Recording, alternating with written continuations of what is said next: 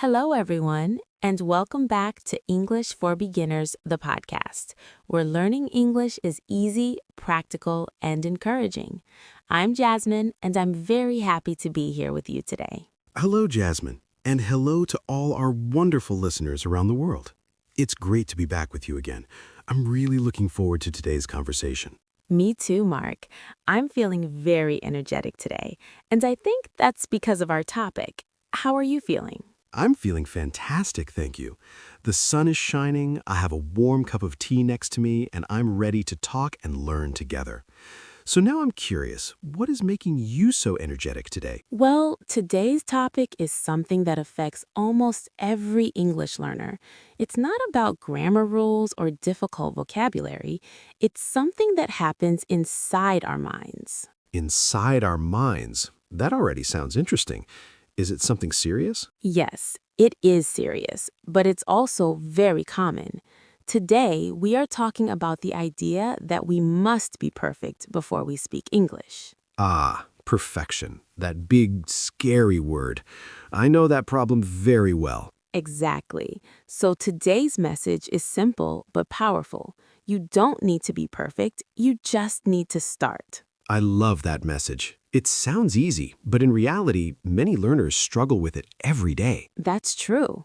But before we go deeper into this topic and share practical tips, we have a small request for our listeners. Yes, if you enjoy listening to English for Beginners, the podcast, and want to continue learning English with us, please subscribe to the channel. And don't forget to like this episode and share it with your friends, your family, or anyone who wants to feel more confident speaking English.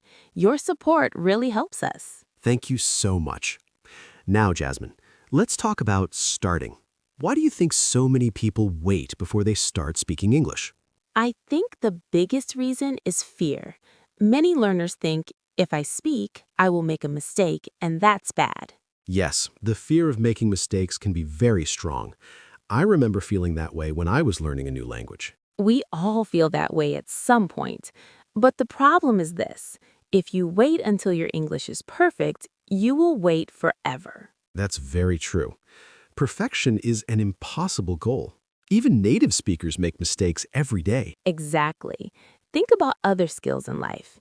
If you waited to be perfect before cooking, driving, or using a computer, you would never do those things. That's a great example. I wasn't a good cook at first, but I practiced, made mistakes, and learned. Now I enjoy cooking. And English works the same way. Practice comes first, not perfection.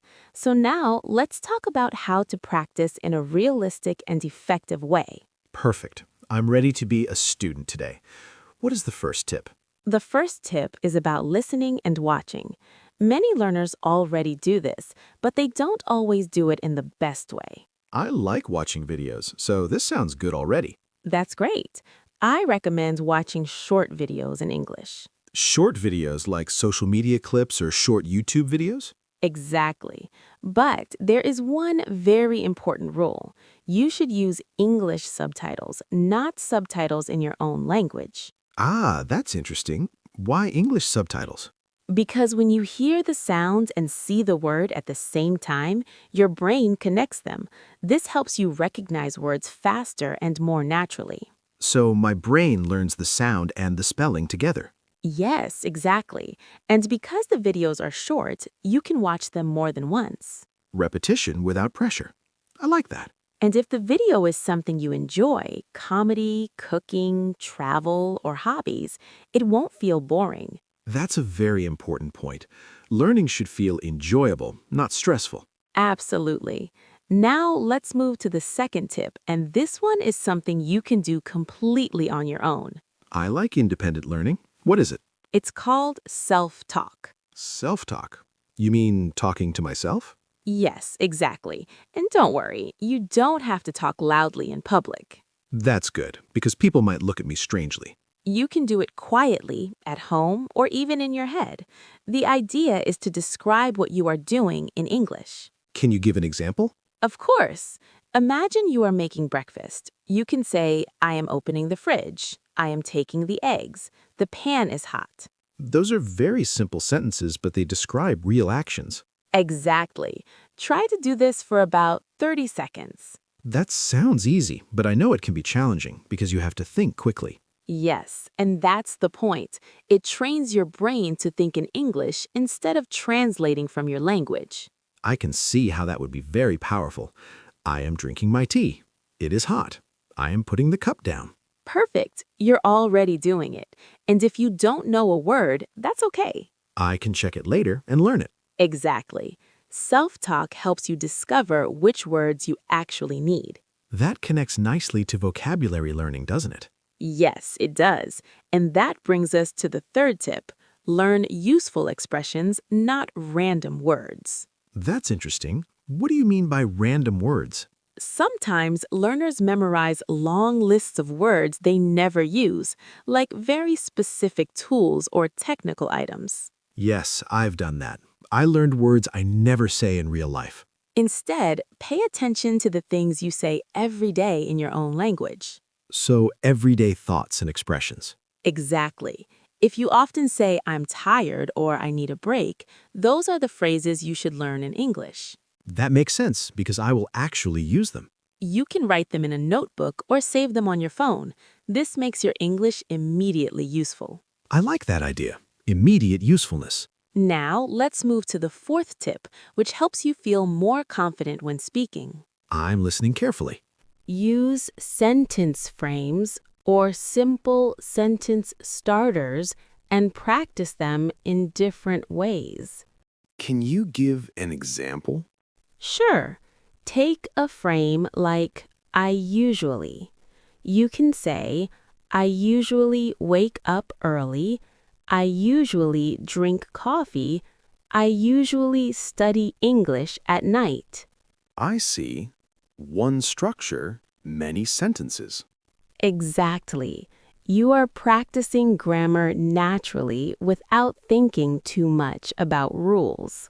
That feels much easier than studying grammar books.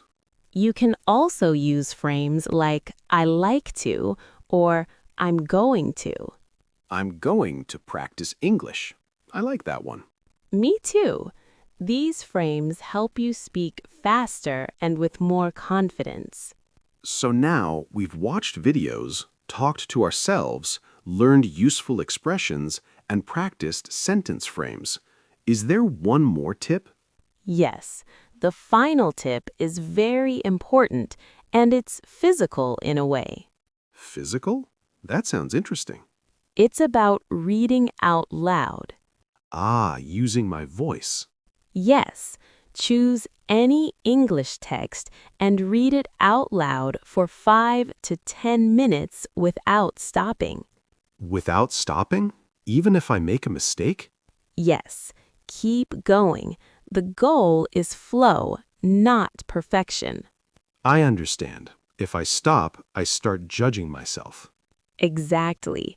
Reading out loud trains your mouth, your tongue, and your rhythm in English. Like exercise for my speaking muscles. That's a perfect way to describe it. Can I read anything? Anything you like.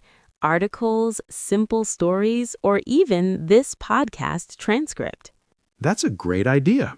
I can practice with familiar content.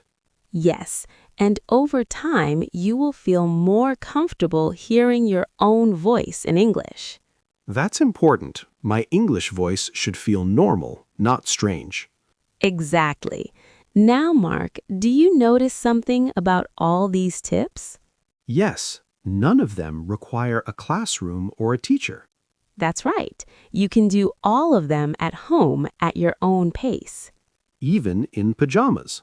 Especially in pajamas.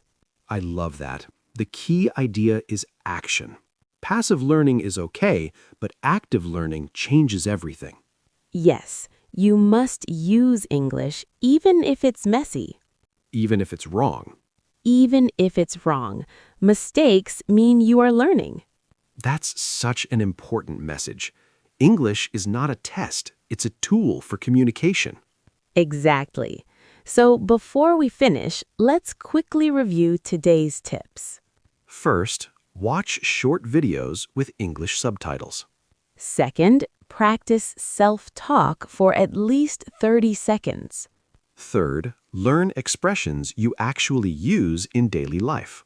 Fourth, practice sentence frames like I usually or I like to.